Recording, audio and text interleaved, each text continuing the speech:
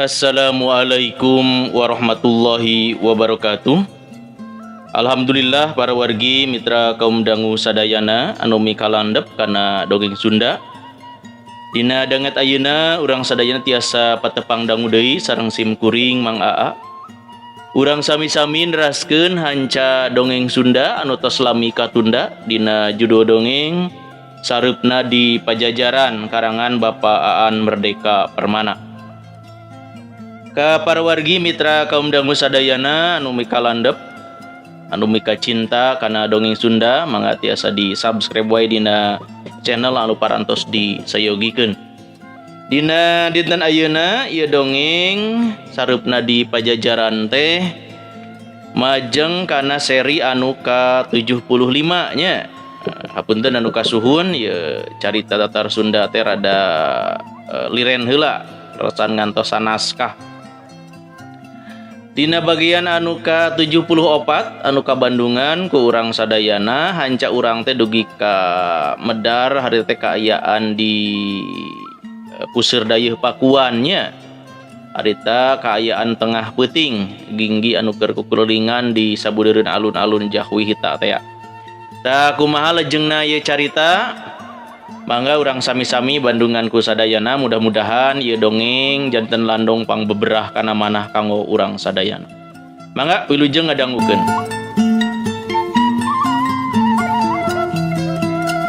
Wayah tengah peuting ginggi kukuringan di sabudeureun alun-alun Jahwi Hita aya anu masih keneh warawiri, aya anu ngampar samak ngagelehe di sisi alun-alun atawa di gigireun tukang dagang anu geus dadasar dagangan. Ginggi teh sabenerna mah keur nyieun panalungtikan eta teh sabada aya urang dinya anu ngarasa heran yen cenah dina upacara kura bakti taun ieu karasa loba pisan jalma anu datang teh. Kaula mah heran sabab hasil panen tahun ieu kurang nyugemakeun dibandingkeun jeung tahun-tahun samemehna.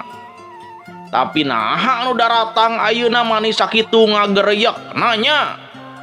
Ceuk tukang dagang cetok atawa dudukui keur patani. Jantung Ginggi ngageter sabab Ginggi ngajudi yen anu daratang dina acara kura bakti tahun ieu katambahan ku sabubuhan pasukan anu disulundupkeun ti sagara herang. Meureun anu daratangna teh teu kabeh anu rek ngirim seba, ceuk salah saurang jalma harita teh. Tibare teh oge teu kabeh diwengku ku patani atawa pahuma. Pan aya oge padagang anu aneh ayeuna mah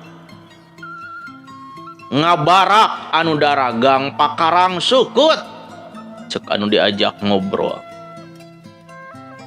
Pikeun kasakitu kalina jajantung Ginggi ngageter dina taun ieu loba tukang dagang pakarang sukut, ceuk pikir Ginggi. Nya cenah anu enggeus-enggeus ge ari tukang dagang pakarang seukeut masok aya eta oge. Sok aya tukang dagang tumbak tapi jang moro bagong, sok aya nu dagang bedog tapi panjang pahuma. Ieu mah jiga jang alat perang amang, ceuk jalma harita tumanya ka tukang dagang. Har apan saban kura bakti sok aya adu jontor dina panerimaan prajurit anyar, temba tukang dagang pakakaseukeut harita teh. Nya bener ceuk pikir Ginggi tapi pan bisa bae balad ti sagara herang nyamuni pura-pura jadi tukang dagang pakarang seukeut. Padahal jang sasadiaan perang. Ginggi nalungtik salian ti dagang balincong, patik, kored, sadap, peso pangot, peso raut, peso dangdang, jeung pakisi.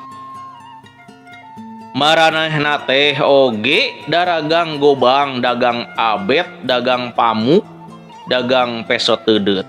Malah tumbak jeung panah ge aya. Basa diajak ngobrol aya padagang anu basana teh lentong pakaleran. Para wargi mitra kaum dangu sadayana, di puseur karamean dina peuting eta rupa-rupa karesmenan keur diayakeun di juru alun-alun wilayah Jahwihita atawa benteng luar karaton. Prepantun atawa ki juru pantun geus ngalanglaung ngahaleuangkeun Rajah Pamuka. Geus kitu medar lalakon para sinatria pajajaran.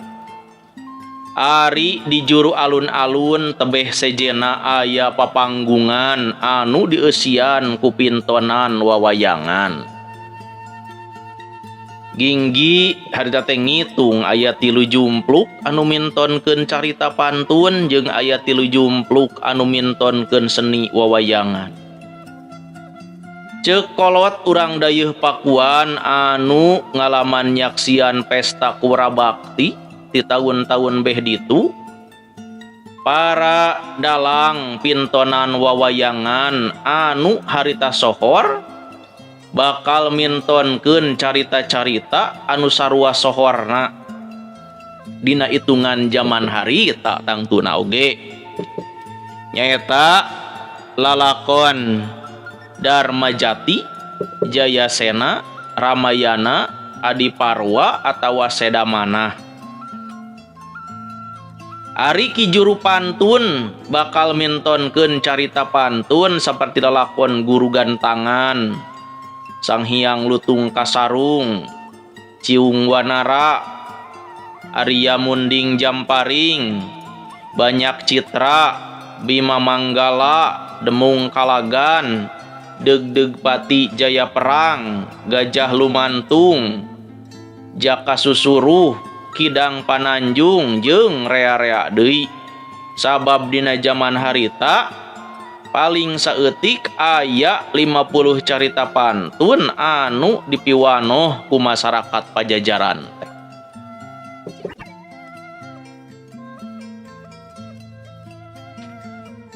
Di juru alun-alun beh ditu deui masih keneh aya kiliningan jeung tetembangan. Kadenge juru sinden keur ngahaleuangkeun lagu Bongbong Kaso, laju kana lagu Porod Surih, aya oge kawih sisindiran atawa kawih Bang Barongan. Nu lalajo akei-akeyan sawaktu pamaceuh atawa ngibing bari ngabodor nyaeta dina ibing tatapukan, cetak niras jeung bobojegan ngadunini.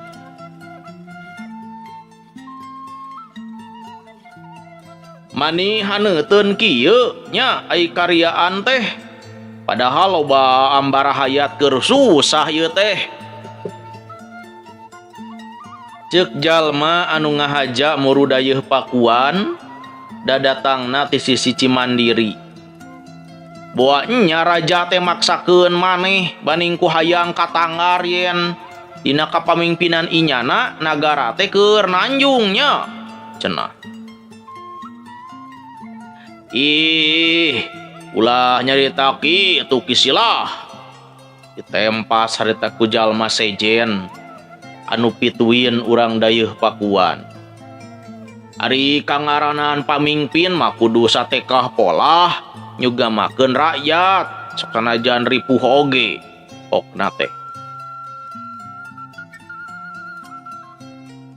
Ginggi neuteup pilih genti ka kenca kakatuhu harita teh teu pati eces beungeutna da puguh eta jalma dua lalajo, jalma dua teh lalajo na rada anggang tina geleburna cahaya obor. Ngan anu ginggi apal mah nya kitu teh ya nu saurang datang ti wewengkon Cisadane, nu saurang pituin urang dayeuh Pakuan.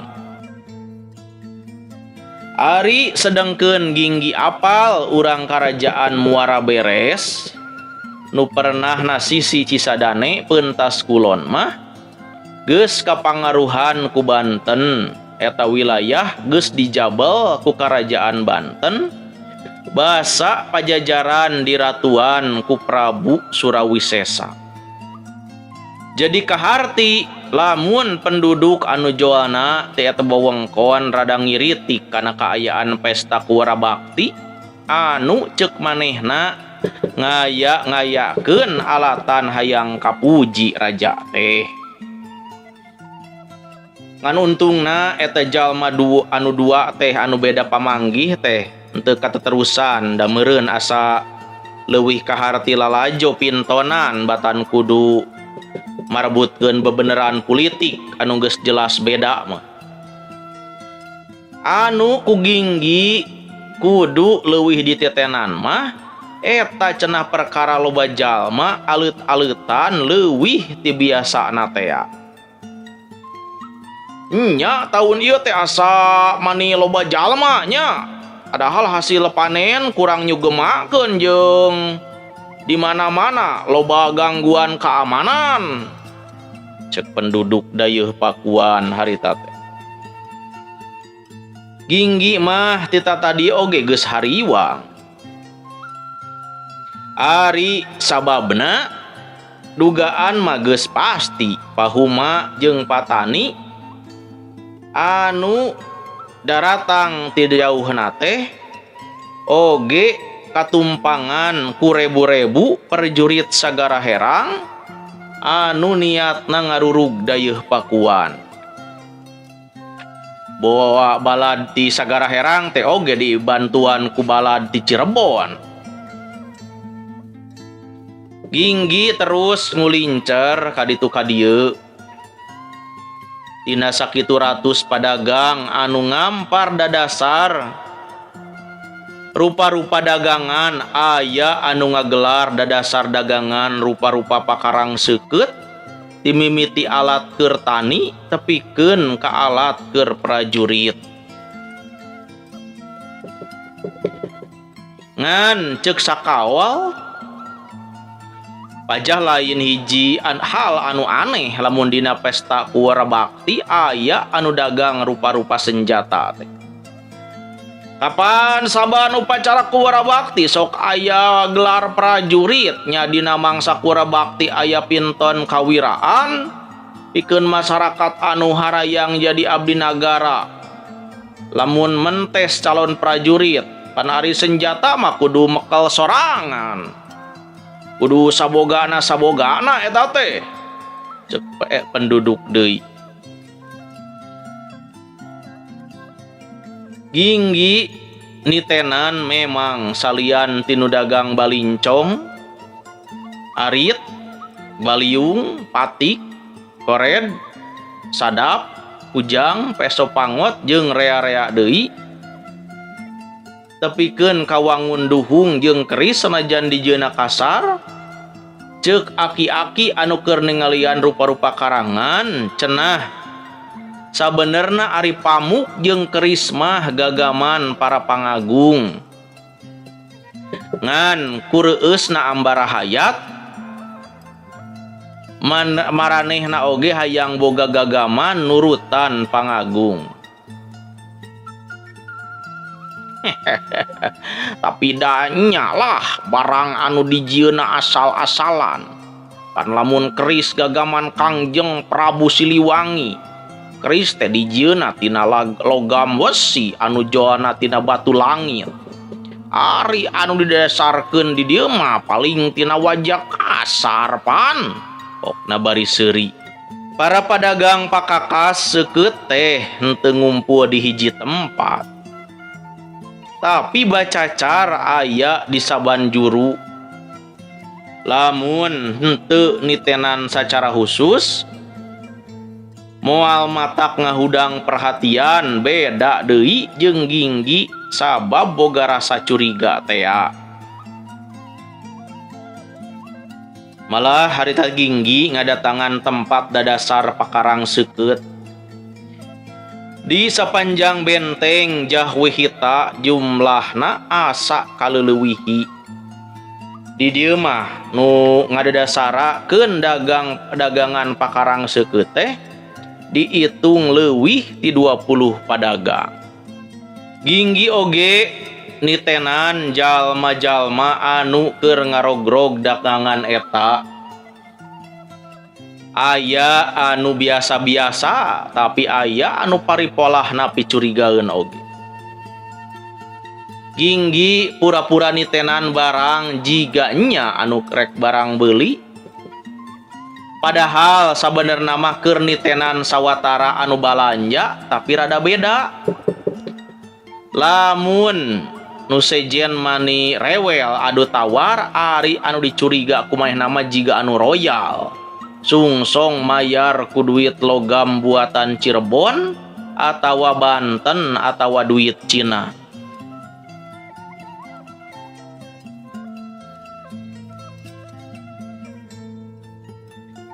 Ieu kajadian oge mun ditingali saliwat mah lain hiji hal anu aneh.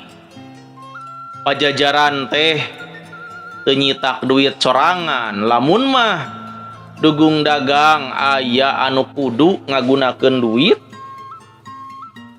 lain pagulingan pasti bakal ngagunakeun duit Cirebon, duit Banten, duit Cina, malah duit Portugis. Ngan anu jadi perhatian Ginggi apanan teu salawasna urang pajajaran baroga duit. Komo rakyat kuricakan mah apanan kalolobaan masyarakat pajajaran mah masih keneh resep ku sistem pagulingan atawa barter tea. Jadi lamun aya jalma anu nyarekel panggaleuh atawa duit pasti eta jalma-jalma khusus naha pangagung, naha golongan santana atau masyarakat pertengahan. Ti heula Ginggi kungsi boga duit kencring sakanjut kundang pameritikan dagalan teh Sunda Sembawa tea. Lain dumeh manehna golongan santana atawa lain pedah manehna sodagar. Eta mah pedah diolo sangkan daek aub kana gerakan maranehna we.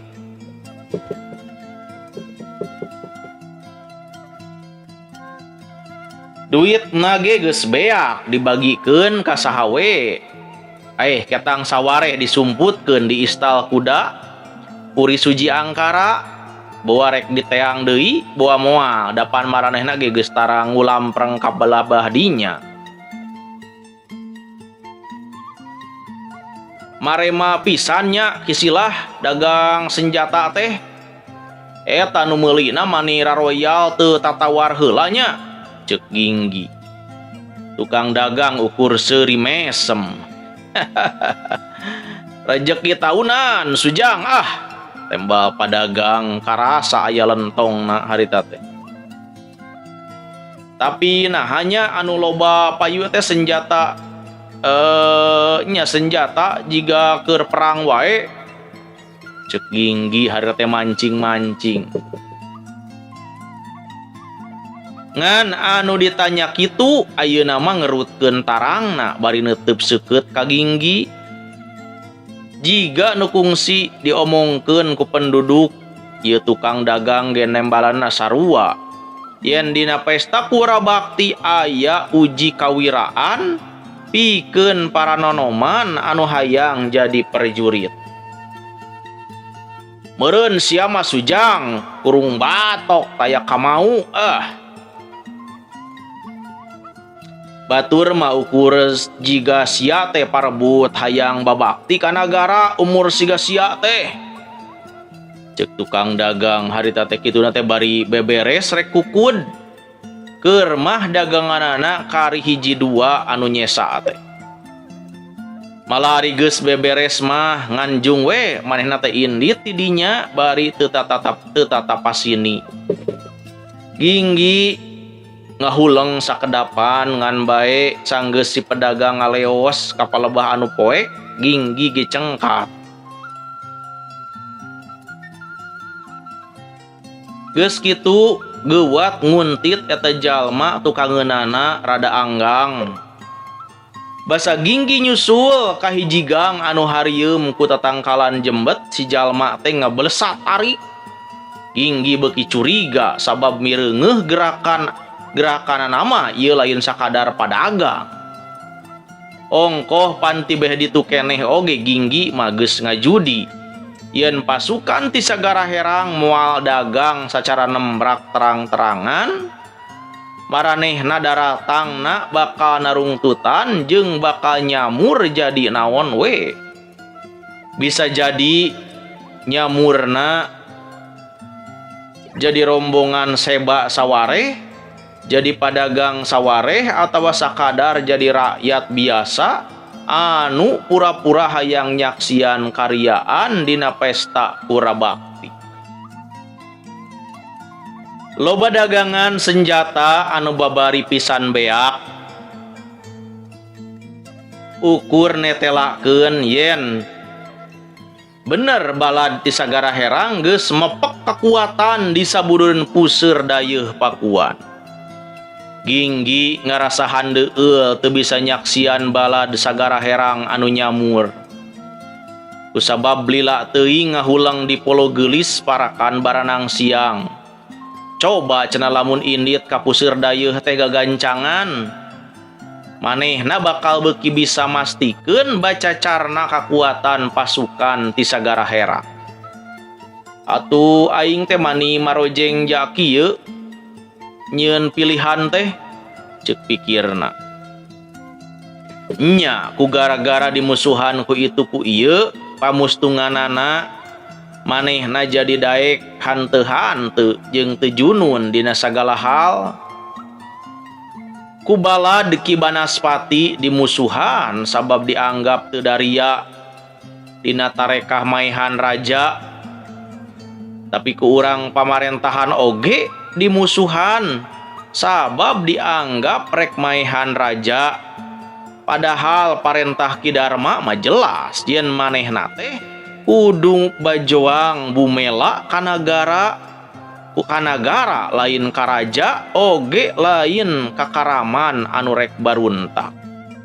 Parewargi mitra kaum dangu sadayana urang rehat heula sakedapnya.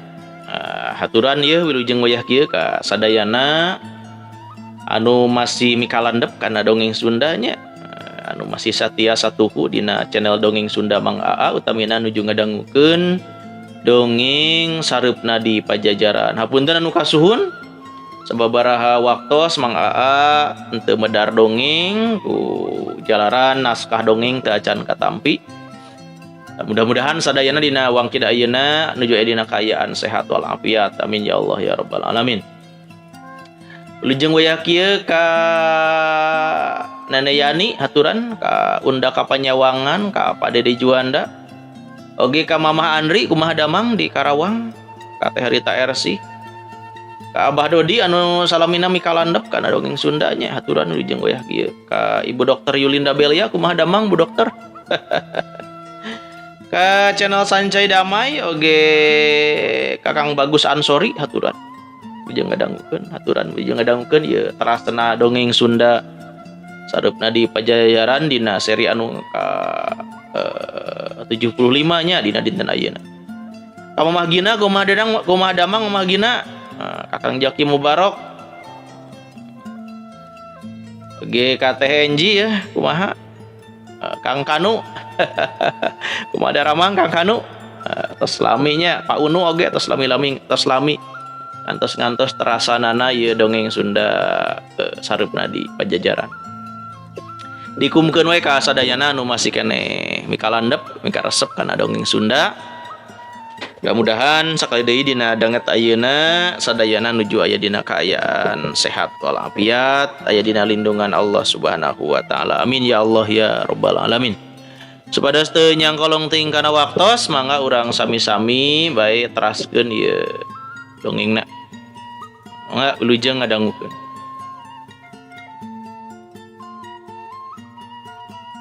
Ginggi harita teh kaleked sabab marojeng japikir. Padahal lamun teu loba ngalamun di Pulau Gelis parakan barenang siang, manehna bisa ngagagalkeun sangkan pasukan ulah kaburu narampas senjata ti baladna anu pura-pura jadi padagang.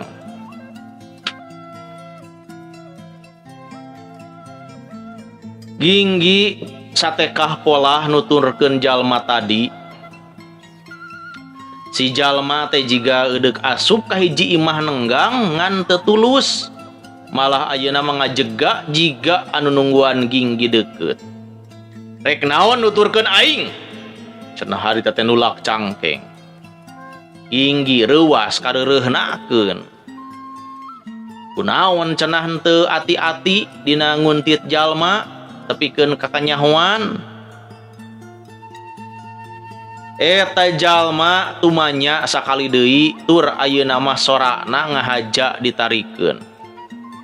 Ginggi ngarti sorak ditarikeun teh maksudna mah jang narik perhatian anu sejen.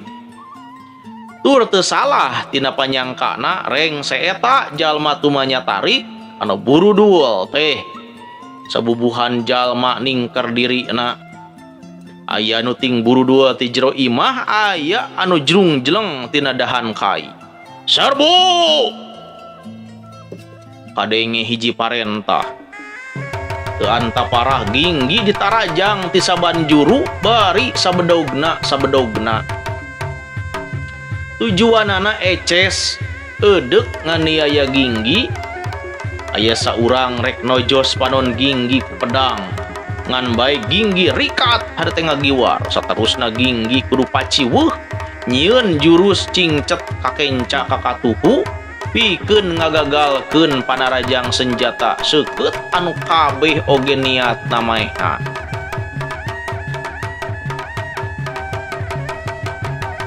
Sabenerna mah Ginggi henteu niat males.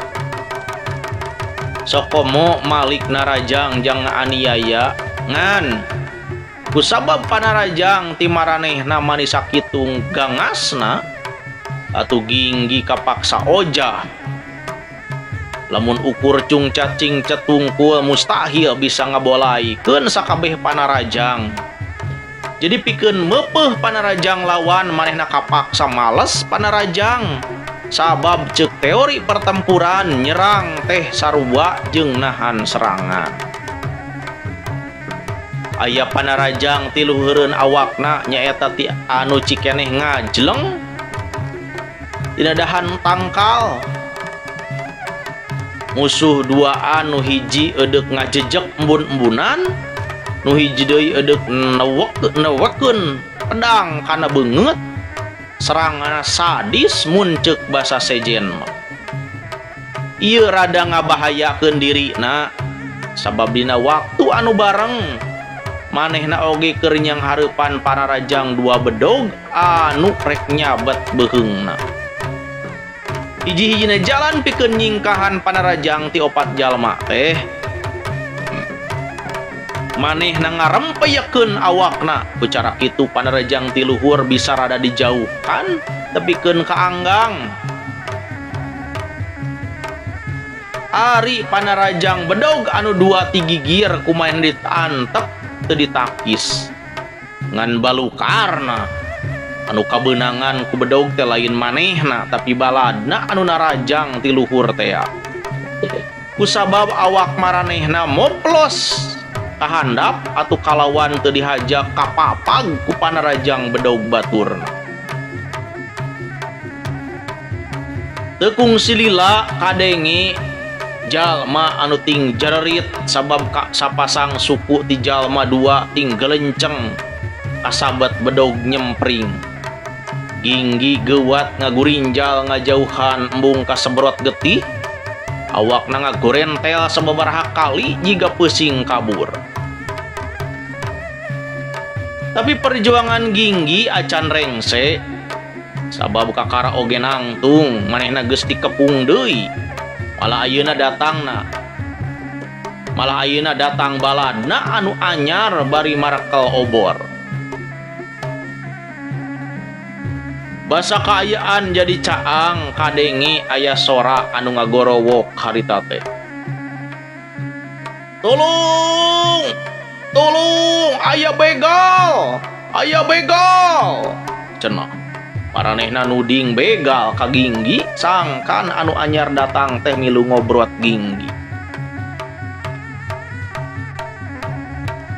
Horeng anu datang teh sabubuhan prajurit Pakuan malah aya nu arapaleun sagala hari teh ka Ginggi.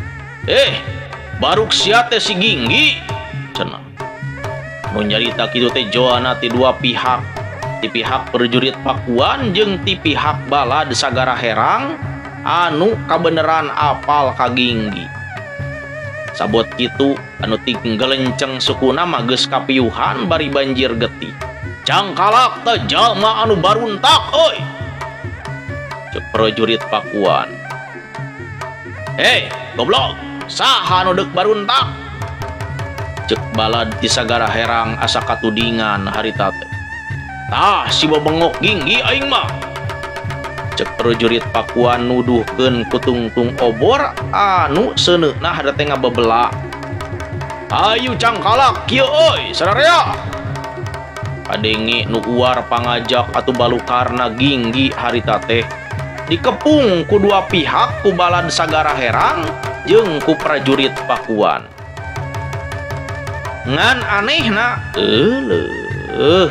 wakosna para wargi mitra kaum dangu sadayana parantos rupina cag urang tunda heula ieu dongeng Sunda sareupna di Pajajaran dina seri anu ka-75 ieu. Insyaallah sanes waktos urang sami-sami teraskeun deui dongeng ka kumaha nasibna Ginggi teh nya sareng kumaha ieu kaayaan di puseur dayeuh teh saatosna balad-balad prajurit di Sagara Herang bade baruntak makin rame we nya. Mangga teras we manco dina channel dongeng Sunda mangga khususna dongeng sareupna di Pajajaran ieu. Sakitu nu tiasa kabihatur hapunten nu kasuhun ujung kantun wassalamualaikum warahmatullahi wabarakatuh.